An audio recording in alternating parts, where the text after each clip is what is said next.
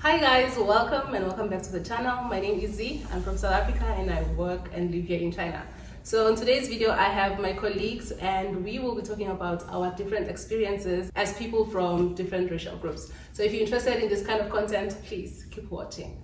We are going to start by introducing ourselves and where we come from and the racial groups that we each come from. So you're gonna start. Okay. Hey guys, my name is Dale. I'm from Cape Town, South Africa. I've been in China for about 3 years, just over 3 years. I am mixed race from Cape Town, South Africa, so colored. Yeah, that's about it. Okay, cool. Your turn. Hello everyone, my name is Cam. I'm from California, USA. I've been in China for a little over 2 years now, and I'm also mixed. I'm half Mexican and half Italian. Nice. Penny.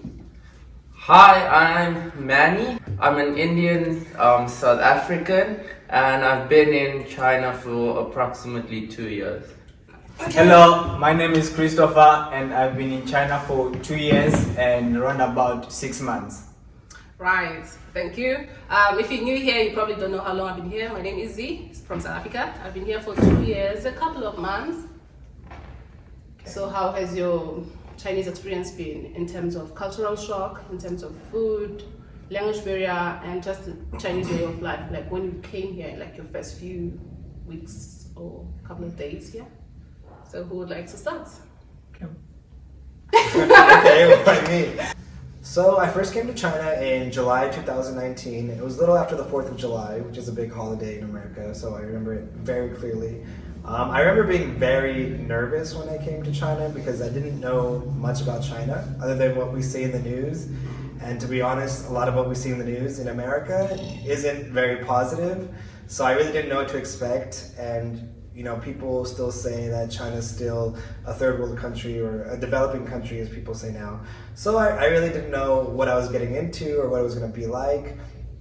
And so when I got here, I was super nervous, and especially since I don't speak Chinese.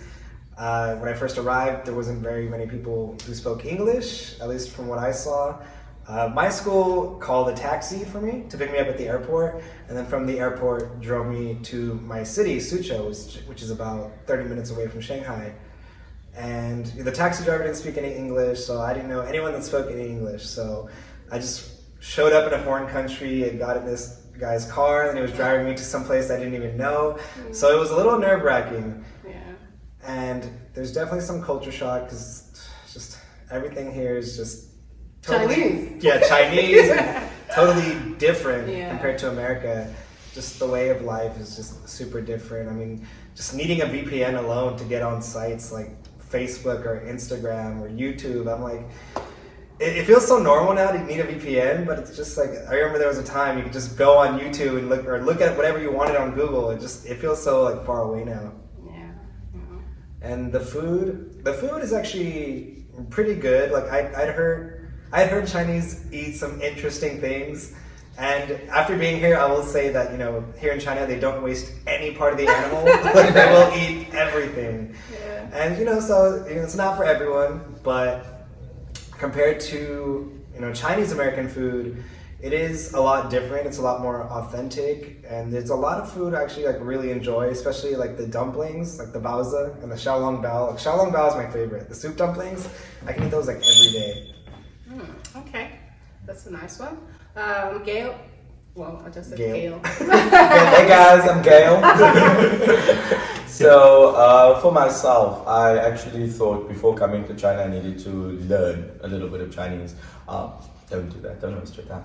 But yeah, so I learned how to say like obviously ni hao and how to say that they're my friends or I'm their friend, so what up those things, and yeah, it didn't help.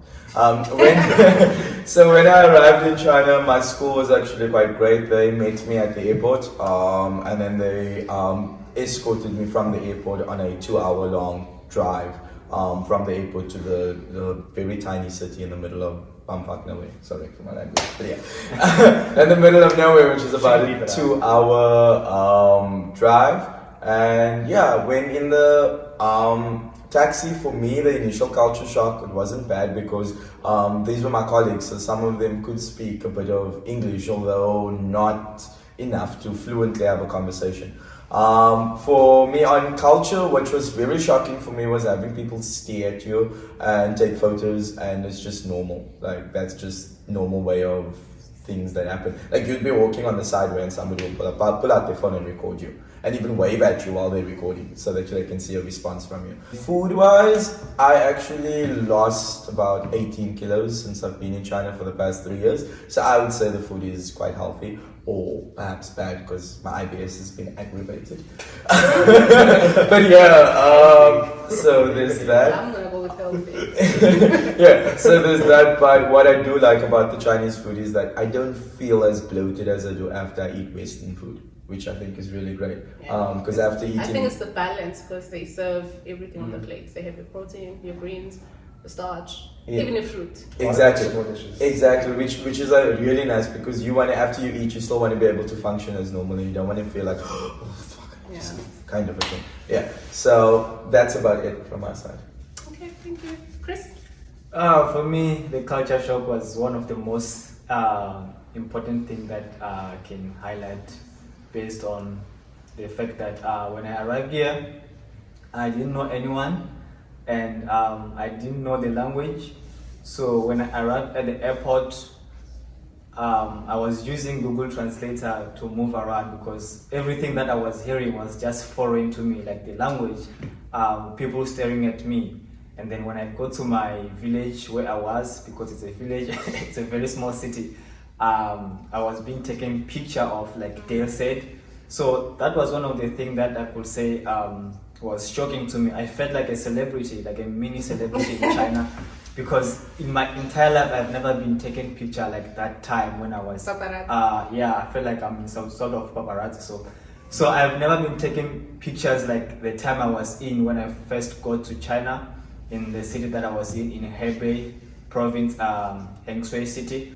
Another thing I could say was the development, because I had this stereotype that, oh, China is not that developed.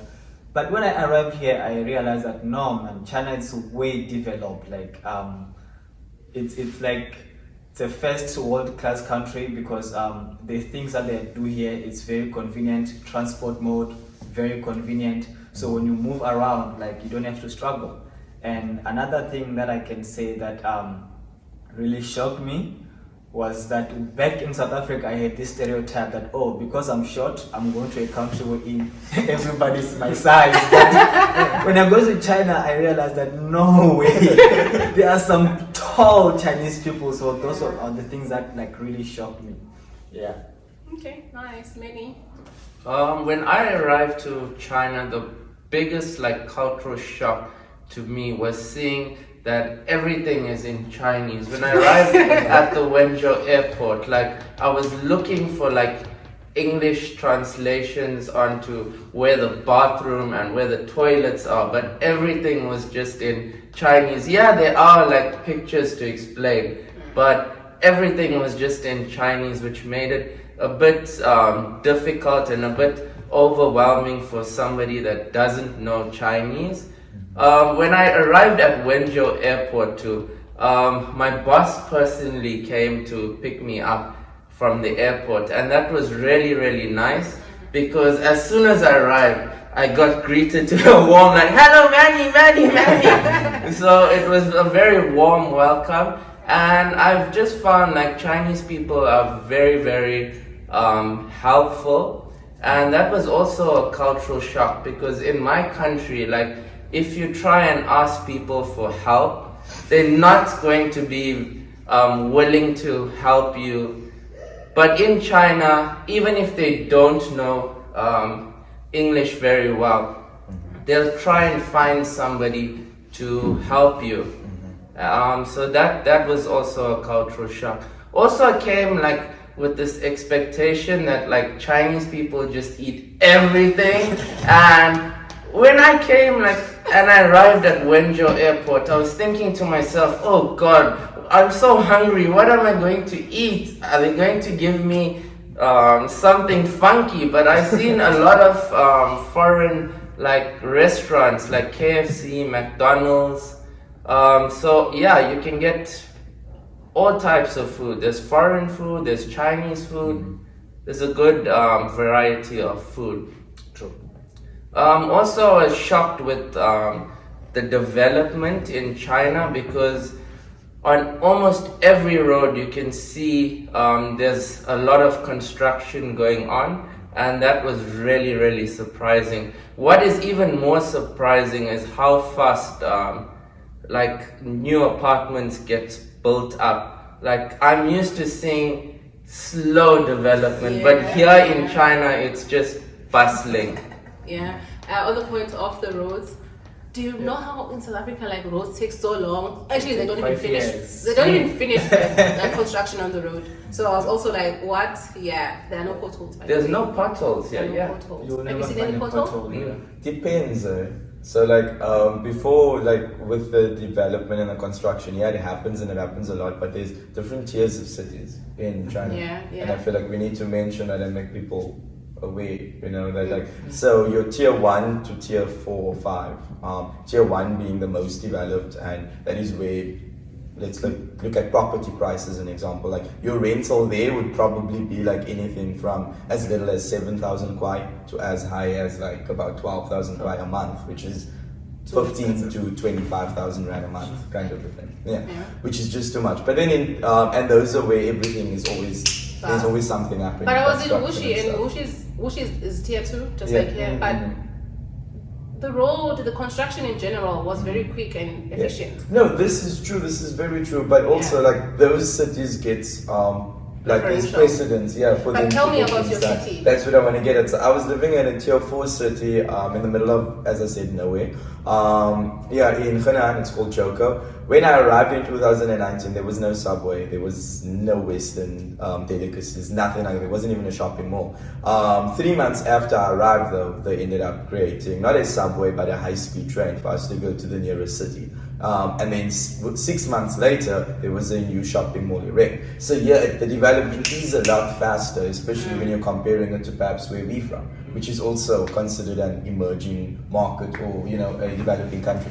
Yeah. So yeah, on that level, that's great. And then again, how easy is it for you guys to get food here? Like, let's be honest. Yeah, Like, very, you can very just pull easy. up your phone, like even Yeah. coffee. You don't need to go to the store to place your order. You pull up your phone, you go into an app, you order your coffee that you want.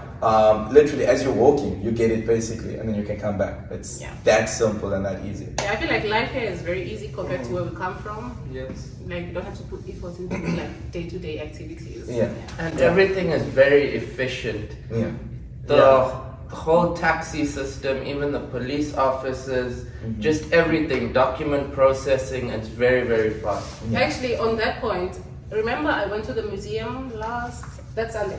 I went to the museum, and apparently someone with who had tested positive for COVID was there as well, but he came after I had left. But people have been calling me, asking me questions like, hey, did you go? We're calling because you went to the museum on the specific day. Are you feeling any fever? Are you like the way they like do follow-ups on things? It's just amazing. So when they are calling you, where did they get your number? When you scan your code for like to enter, Yeah. so they get your So information. they just from that. they just track you down and then Yeah. Yeah. never So- gave anyone your number. They No. just track you down. Yeah, I think that we actually need to mention Wow. that. But right? also, I booked to go there, so you have to Oh. make a booking to go Or there. you use your phone number. Yeah. Yeah. And then it's all linked to your cell phone number, which is being tracked, like wherever we go at every time. And It's today always somebody being was tracked. phoning to ask if I had done my COVID test. my vaccine. I've Oh. taken my vaccine, and the reason why they were calling is because apparently someone who was doing my registration for the vaccine started with my surname instead of my name, so it's not corresponding with my Alipay or whatever. Alipay, So that's the only reason why they couldn't pick it up. But other than that, I know they will pick it up. Anyways, my experience when I was coming here in culture shock and stuff. So when I arrived here, it was just like a smooth transition. I had my agent come and pick me up from the airport, so my navigation was very smooth. I slept in a hotel, had my first meal the next day, which was kind of like dumplings, but fried dumplings, and it was great. I loved it. When I arrived in the school, they ordered me a one-pot fried duck and rice kind of thing, and it was nice, very nice. Culture shock, the only thing that I will just say is that, you know, when you're preparing to come here, we read about these things and watch videos about these things, and people will tell us, oh, people in China, they speed. Like they spit on the side of the road, they spit anywhere, whatever. And you never prepared for that. You are never prepared for that. You might think, okay, fine, I'm expecting this, but when you see it, it's a different story. And It's not just like a little spit. It's Yeah. Like, they like get everything from their throat to their nose. What do we do that? Yes. Spit it out. it's Like, that sound. they It's that give like a sound. warning sound. I feel like the I'm sound about is to even more spit. nasty than the actual spit. Yeah, it just sounds like you can hear all the boogers and Yeah, phlegm and yeah. everything. That you can never be prepared for. And another thing is that when I arrived in my school, I found my principal eating, and she was using gloves. I've mentioned this because we're filming this for the second time. So she was eating using gloves, like plastic gloves, and I asked her why she's using gloves. She said she didn't want to wash her hands before and after, which is like weird. I mean, Why would you yeah. have a problem with I I washing mean, that's I a saw silly that reason, but like we with use Daniel gloves in the U.S. too. When we have like, there's like seafood restaurants where they just put the seafood on the table and you just Yeah. eat it wearing Because gloves. it's you still wash your Yeah, hands. because it's after. messy. Yeah, it's I- messy. I saw understand. it with my Ghanaian colleague. Was using gloves eating McDonald's. I'm like, what? Is this guy crazy? Why is he using And gloves? that's one of the things I like about all the delivery places. A lot of places will give you gloves, so you don't have to like Yeah. worry about getting your hands dirty. Yeah. So you also don't wash hands before you eat? I do. I still wash my hands. Okay. Yeah. Now, I want us to talk about racism. I know a lot of us have experienced racism of some sort, but it's not everyone who have experienced that. So, what is your experience when it comes to racism? Have you ever experienced racism? Mine, I wouldn't say it's racism in a way. I would just say it's Chinese people being shocked by looking at a foreigner. Like when you're walking, maybe at the street, somebody just come and do this, trying to see if the skin will come out, and so it's just been a shock of Chinese people realizing that no, this person is black, so can the skin be removed? And then if I can say maybe racism, like with like a deep racism, it's maybe if you are walking past the street and then somebody sees you now because it's during the time of COVID, they just put the mask here or put their face, Like that's gonna work. like just put their face here. And then there was this one time when I was going on a vacation, right? So I was in a plane sitting with the person I was going with, and then there were these 3 people by our side, and then they just changed seats when they realized that, oh, we are sitting next to foreigners. And then when we went to the bus, like there were a couple sitting behind the front seat. The front seats were empty. There was a couple this side, there was another couple this side, there was another couple this side. So it was like 6 people, right? And then we went and sit at the front 2 seats, and then those 6 people just moved way back. Wow. And sat at the back of the bus. And then another person comes in, she sits down, doesn't realize that, oh, she's sitting next to the phone because she's busy on her phone. And then when she looks up, and then she takes her bag and then put her mask. And Oh, sit that's at the racist back. information. Please. So that's just how it is. So I don't know if maybe it's racism or they're just being afraid because they heard that in foreign countries that's where this virus is at. So I really don't know, but you never How know. did it start here and it's beyond the other countries we have come from? Okay, So, maybe. Yeah, racism comes in all forms. In China, I have experienced mild racism and even some like extreme cases. Initially, when I came to China, like I experienced mild racism in the form of like staring, people not wanting to sit next to me. Also, like in the classroom, like I had kids that tried to scratch my skin and like see if I'm going to like peel and fade into like a Chinese. I even had a kid that like licked my hand, which was really disgusting. And then like I noticed that the racism picked up like after COVID, especially like in the buses, using just public transport. Like I experienced a lot of racism. I've had taxi drivers refuse to take me in the taxi because I'm a foreigner.